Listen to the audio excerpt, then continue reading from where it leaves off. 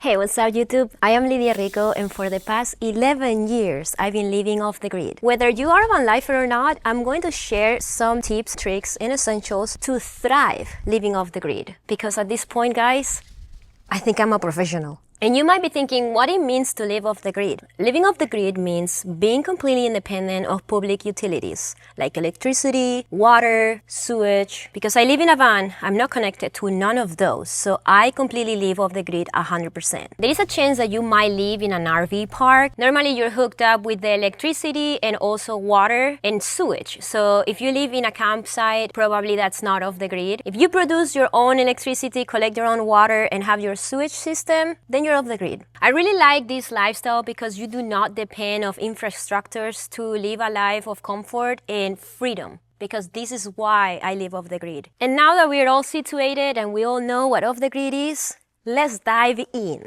I named this category water. Water is one of the most important things you're going to need when you live off the grid. First of all, you're gonna need the water for yourself, for cooking, for cleaning, for hygiene. If you wanna live comfortably, you're gonna need between 2 to 5 gallons of water a day. In order for you to collect the water, you're going to need a hose, possibly a filter.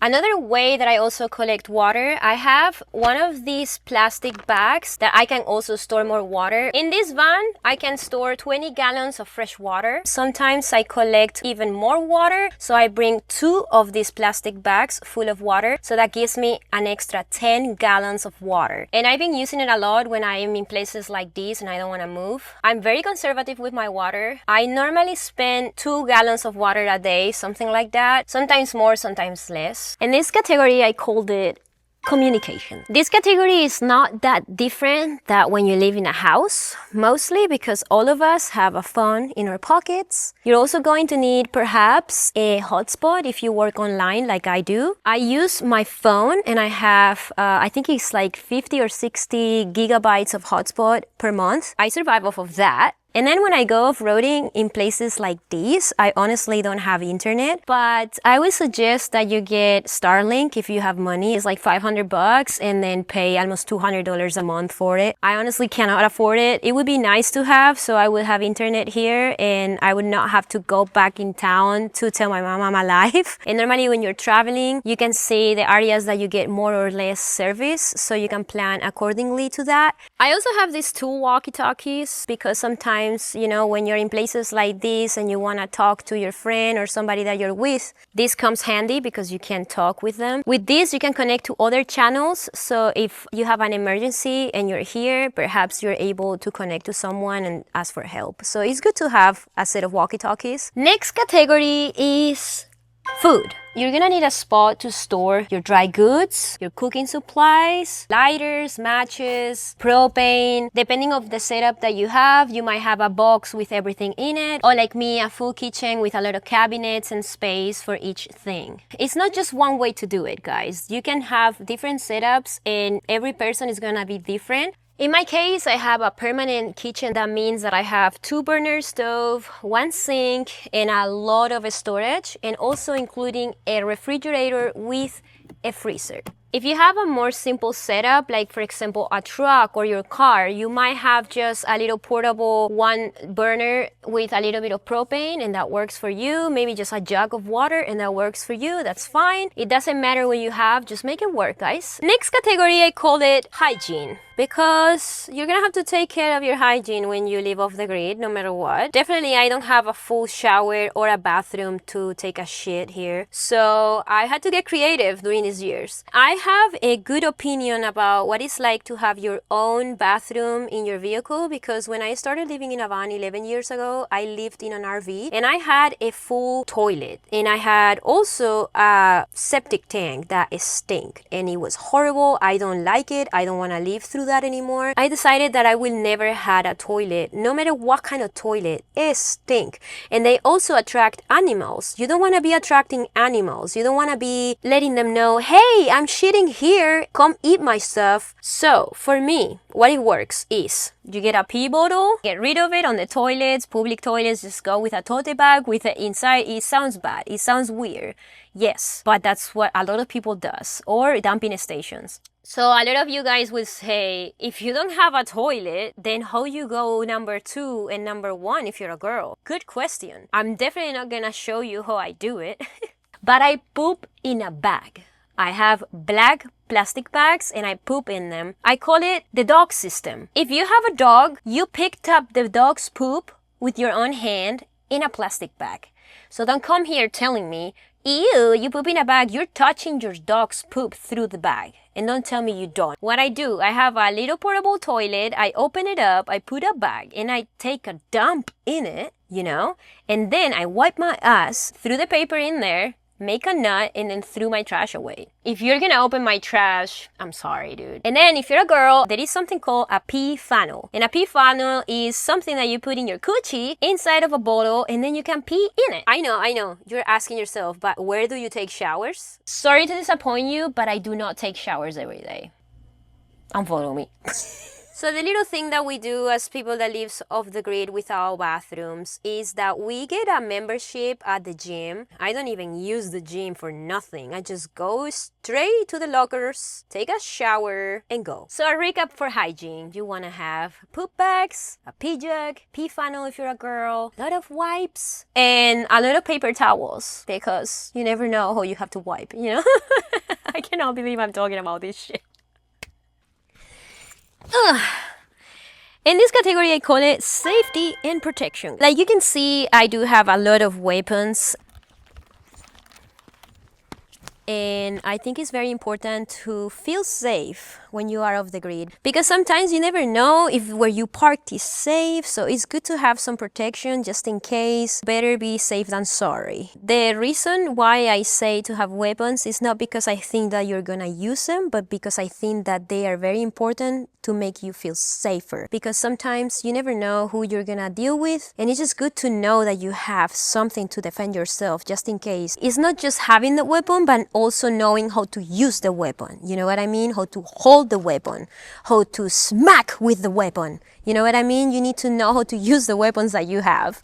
So do a little bit of training. And another thing that I think is important for safety is to have a GPS system on your vehicle, because when you leave off the grid in a vehicle, you want to know where that vehicle is, if somebody steals it or if some things get stolen. And another thing that I would suggest you to have, it would be a camera system or a dash cam, because that way you're gonna be filming what's going on around the vehicle. You're gonna know if something happened, you can go and check. It's going to provide a peace of mind that things are being recorded and that you are a little bit more protective. And this category is called electricity. In my opinion, I think this is the most important category of all of them, including with water, because living off the grid without water or electricity is miserable. I've been supplying my electrical system with solar panels for almost 10 years now, and I cannot believe how much things have changed. 10 years ago, finding any information about solar systems on YouTube was really difficult. I wish I had this when I started van life many years ago, because it's so easy and it's just ready to go. This is the DJI Power 1000.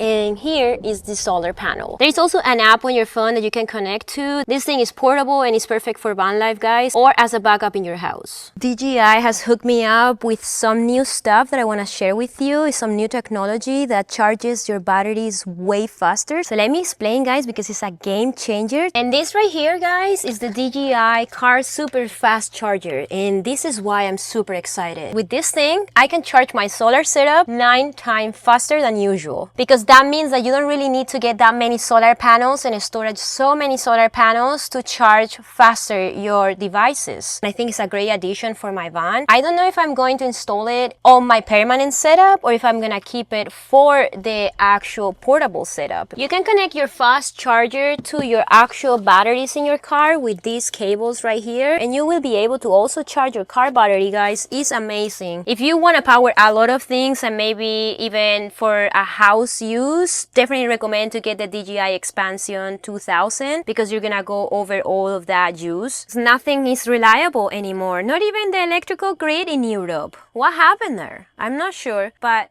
I would definitely suggest, guys, that you do something about it and have a backup setup. This category, I called it emergencies. The first thing you want to have for emergencies when you live off the grid is a first aid kit.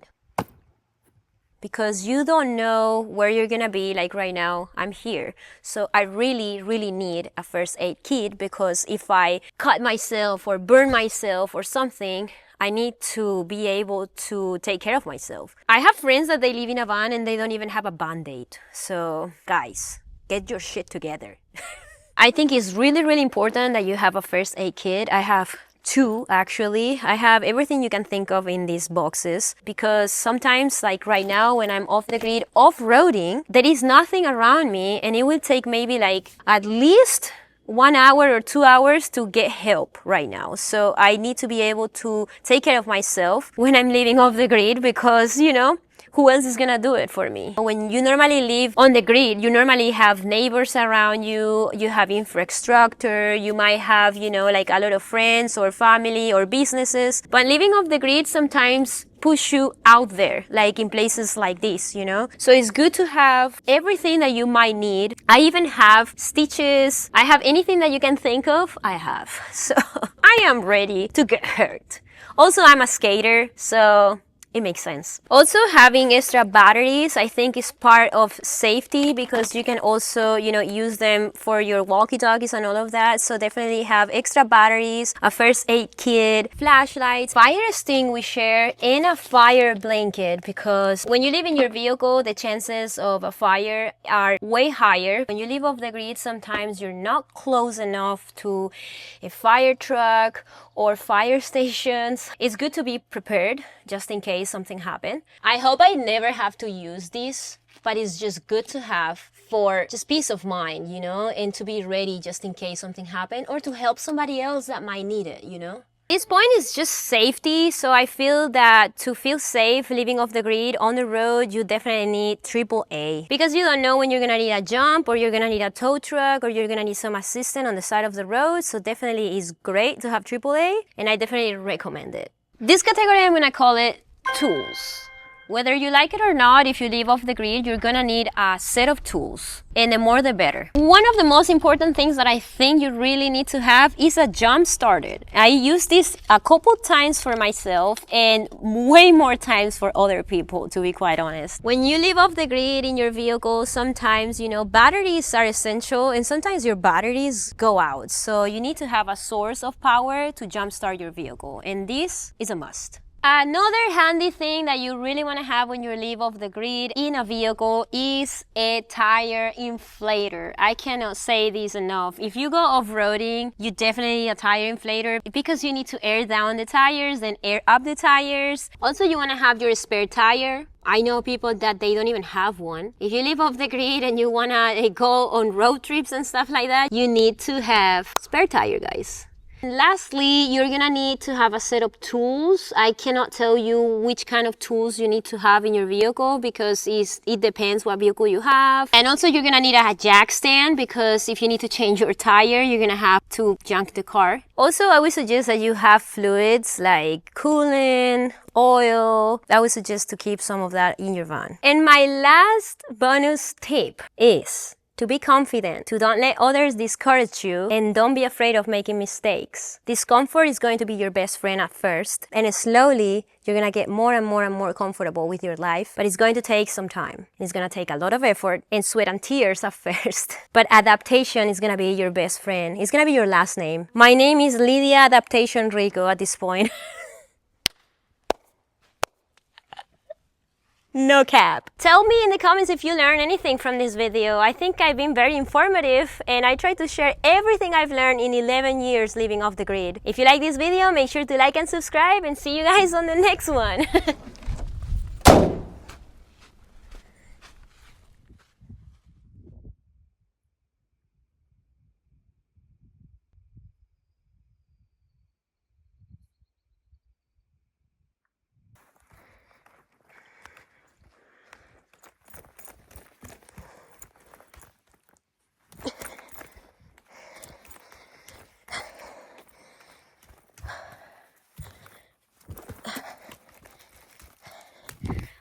I don't need no shoes. I don't need no shoes. Oh my God, you're gonna get hurt. You need some shoes. No, I don't. No, I don't. I'm grounding all day, baby. All day. I'm Lidia Rico, and in today's video, this is fucking funny.